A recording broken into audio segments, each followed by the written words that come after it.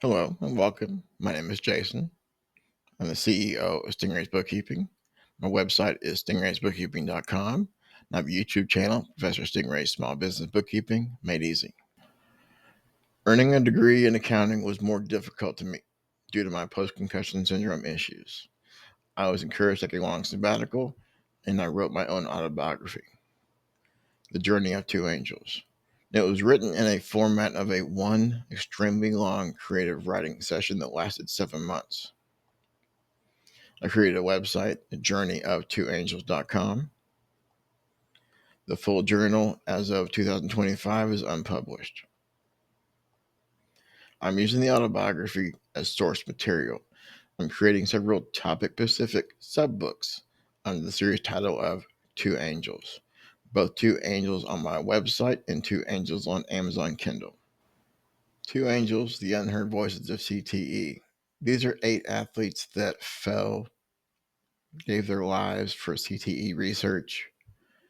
Their deaths were seen as suicides for depression or money woes, and their real reason, their voice is unheard. The real reason was for CTE research. These 8 athletes were our heroes. We cheered them on Sundays or on Saturday nights for the wrestling. They were our heroes on the field. They were our pillars of the community off the field. I think they were heroes leading the research in CTE. And I wanted to give their voices a lasting voice so they can be heard through many years. Both of my books, my 2 sub-books, My Life Living CTE, as well as Unheard Voices, are on my website, Journey of Two Angels, as well as Amazon Kindle.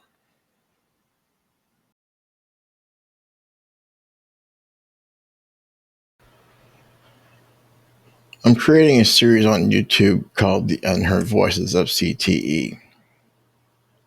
I want to give reasons why and explain what I mean by the title Unheard Voices. I wrote my autobiography in 2022. I have 3 chapters on TBI, CTE, and post-concussion syndrome. One of the chapters is TBI medical terminology. I gathered all medical terms readers would need to look up just to understand what I was talking about. I included this chapter in both my Two Angels sub-books. I used BU, Boston University, Dr. Amalu, and the Mayo Clinic. Used their websites. The second chapter was My Life Living with CTE. It's my own accidents, my concussions, my recovery, which changed, and how I live with it today. I'm diagnosed with CTE while I'm still alive, which is difficult to do. But at least at the minimum, this is a look into post-concussion syndrome when you have a severe condition of it. Now, moving forward past this, everything about this section of Unheard Voices, all the videos I'm going to post, I'm putting up a warning right now. Warning, this has very disturbing parts to see and hear about. Viewer discretion is advised. This goes for everything under the Unheard Voices title. It's going to be very disturbing to talk about. The third chapter is the Unheard Voices of CTE. I wrote the chapter about terminology, then my own stuff. Then I was compelled to write this chapter. I went into a deep discussion on the 5 athletes depicted in the movie Concussion, as well as female wrestlers Daphne Unger and Ashley Massaro, and San Diego's Charger hero Junior Seau. And I was a really big fan of Seau. That's very emotional for me to talk about when I get there. I wanted to start my YouTube channel talking about the unheard voices. I want to tell the stories of these 8 athletes that are our heroes of the war on CTE.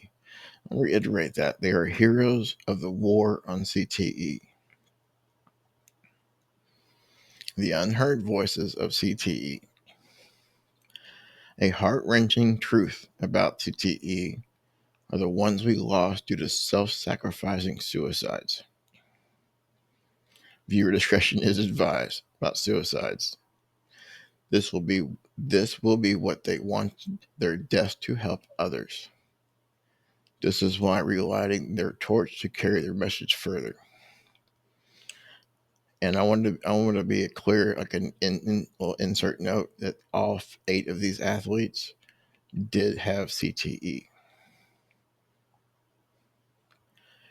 Usually, suicides involve putting a gun to their head, pulling a trigger to fire a bullet right through their brain. And most common ways of committing suicide when mental illnesses, depression is the underlying cause. I've been around suicides, I've been around psychology, and this is exactly the truth. The problem for any research into CTE is an intact brain is required. A gunshot through the head obliterates most of the brain, making it unusable for research towards finding any answers. Several athletes learned this fact. I believe, if I remember right, some of the tests came back and they couldn't test the brain. So these athletes heard about this and found an alternative way to kill themselves, wanting to leave their brain intact and to be examined for CTE research, putting a gun to their chest or another way. They were heroes. When committing suicide with a gun to the head, it is known you never hear the shot. Not feeling anything. This is a very well-known myth and it's false. It's not true. In and around the psychology community, these athletes shooting themselves in the chest did not die. They did not die instantly, feeling everything as their body died, enduring a great amount of pain and suffering to help others with the same condition. This is what compelled me. It wasn't a quick, this was painful. This was difficult for them. That's why they're heroes. They went through a lot to get their research. Their deaths were heroic for a good cause, furthering CTE research. Going through just a few, using their own words, close family words, using accredited news sources. This is a tribute to those who made the sacrifice, praying this will stop others from needlessly falling in the future. We have enough brains to study. There's no need for any more suicides for research. To be clear, these suicides were for science, not typical mental depression illness reasons to commit suicide, and they don't want their deaths be labeled as such. They would not want us remembering their deaths as saying, oh, they were depressed, oh, it was money, it was this. They would want us to know why they did this for research. In my opinion, this makes them all true angels of self-sacrifice. BU, Boston University School of Medicine, is the leading researcher for CTE, and Dr. Benet Omala was the medical examiner in Pittsburgh that first discovered CTE, and the movie Concussion is based on. Now, this is my own personal stuff I want to do for the videos. I want to talk about the videos. Suffering 2 nearly tragic TBIs, age 14 and 84, and September 11th of 08. Use that time frame. My concussion was 08, and I'm talking about 12, 13, 14, a few years after this. Leaving dramatic and lasting issues due to a compounded post-concussion syndrome. I have post-concussion syndromes from both concussions, and they compounded, and it makes it worse. I have had a front row seat with a unique perspective as the world learns of CTE, Dr. Omala, and the Will Smith movie Concussion. I want to be clear to everyone. The TBI concussion I had was in 2008. It scrambled my brain. It ruined my balance. I appeared drunk. I fall. I stumble. The first 5 years, I was in a fog trying to recover, waiting for the brain fog to clear. I have been climbing a mountain ever since, a mountain that dwarfs Mount Everest. My story and determination will inspire everyone who hears the details. Now, I was recovering, still in the brain fog. I think around 2012 or so, when a 2020 ABC TV magazine ran a segment on NFL wives talking how their husbands were not the same man they married. This first time I had heard the term CTE, and I looked up, I can't find any reference to this 2020 episode about the NFL wives, but I remember the episode. Then in the Alec Baldwin, Will Smith movie of 2015, Concussion, that movie stands as the most difficult and scary movie I have ever watched. I still have a difficult time watching it. Remove all the Hollywood actor scenes. The only thing I was seeing were the 5 athletes. It's still the only thing I see when I try and watch it. The Alec Baldwin Will Smith movie, Concussion 2015. Now, in my autobiography, I talked about the Andre Waters, Dave Durrison concussion movie scene. Now, at the 1 hour, 7 minute time mark of the movie, I'm not going to show any clips for this. Andre Waters confronts Dave Durrison outside the Chicago office. And Dave just dismissed him and didn't want to talk to him. Kind of rude about it. Dave is a former Chicago Bear and successful businessman. Now, while he was in the office before he came outside, Andre was outside waiting for him. Christopher Jones talks to Dee Dee inside the office at first, saying, "Double D, did I hear you right? We're losing you. Tapping you for mayor of Chicago." He goes, "All world killer, athlete to civilian to king on one lifetime." Boasting Mayor Dave Durrison, who has figured it out. And then he leaves the office and Andre's outside. Now, I read an article about the Durrison's family, their comments of the movie. Now, this is my opinion. To be honest and fair, in my opinion, the Durrison family was dissatisfied with how he was portrayed. I believe they were focused on the man they knew. Dee Dee character was a general opinion of how the rest of the world saw the disease. He was successful on the field and transitioned to private life, having it together. His disinterest in Andre's cry for help angered me also, while feeling familiar to just how doctors had treated me. Dee Dee's character was an accumulation of thousands of people who didn't and still don't understand living with CTE. This is 2025. My doctor still refused to call what I have post-concussion syndrome. Now, here's the article I read. The Chicago Tribune article dated September 17th, 2015 by Dan Weeder. Sorry, I can't pronounce that right. I'm sorry, Bob. The Family Concussion, the inaccurate in portraying Dave Durrison as a villain. They did kind of make him as a villain, and he wasn't. As a member of the Dave Durrison's family sat through the pre-screening of Concussion last month, the experience proved emotionally taxing. Sure it was. It's for me. Durrison's ex-wife Alicia and their son Treg felt conflicted at times watching Hollywood's interpretation of the NL concussion crisis. Kind of one of the reasons I want to talk about these people, these athletes. The Durrisons were pleased with the film, certain to heighten the awareness and discussion of the head injuries in football and their link to, I can't pronounce that, CTE. I can have it, but I can't pronounce it. Chronic traumatic something. Still, the poetic license the filmmakers used in their portrayal of Durrison left the family dissatisfied. They were happy that the film would get attention for concussion syndromes, but they did not like how Dave was depicted. They completely made up stuff, Treg, his son. They needed a villain, someone to take the fall. And he's not here to defend himself. I can. Durrison, portrayed by actor, I am not going to pronounce it, I'm sorry, is not a main character in the film. Among the scenes in which he is involved in an encounter with former Eagle safety Andre Waters outside the league office in 2006, with Waters requesting help as he battled his own post-career depression.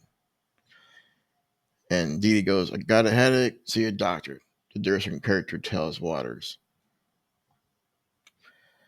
The film promptly cuts to reveal Waters' suicide, with an insinuation that Durrison was unreceptive and part of the NFL's resistance to sharing its knowledge of concussion issues. And to be clear, I was shocked later on to find out that Durrison was also one in the film that depicted suicide.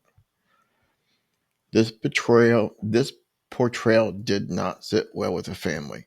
Durrison committed suicide in 2011 at age 50, shooting himself in the chest. His brain, at his request, was studied later at the Boston University with CTE found. They're in support of anything that brings awareness to how serious the CTE issue is. If anyone I watch this video has a problem with what I'm doing, they're in support of anything that brings awareness to how serious the CT issue is, Gibbs said. They're just a little disappointed with the poetic license that was taken in the depiction of Dave. Their memory and his legacy is important to them. So I want to talk about him. The good of the movie is that it's going to bring much more awareness to the issue. No, this is my opinion. The Dames, Andre Waters and Dave Durrison, are two players that sounded completely foreign to me. I had no idea who they were when I watched the movie, when first seeing the movie. I could have passed a lie detector test asking if I knew who they were. I did not. Little changed when doing research on facts for this book. I never heard of them. I never heard of these names until seeing a video highlight reel. Dave played for the Chicago Bears during the Mike Ditka era and was on the '85 Bears Super Bowl team.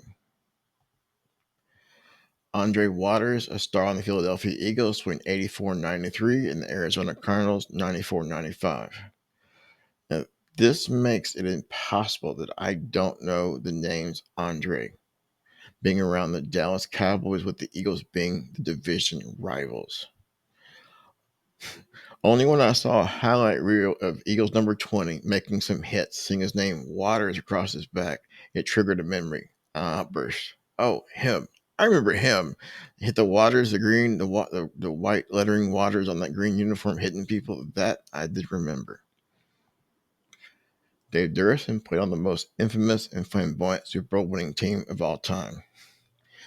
A few of his teammates being Walter Payton, Mike Singletary, William Refrigerator Perry, Jim McMahon, Super Bowl Shuffle, and the many hilarious commercials. Monsters of Midday. This scene was extremely short and did not make much sense to me.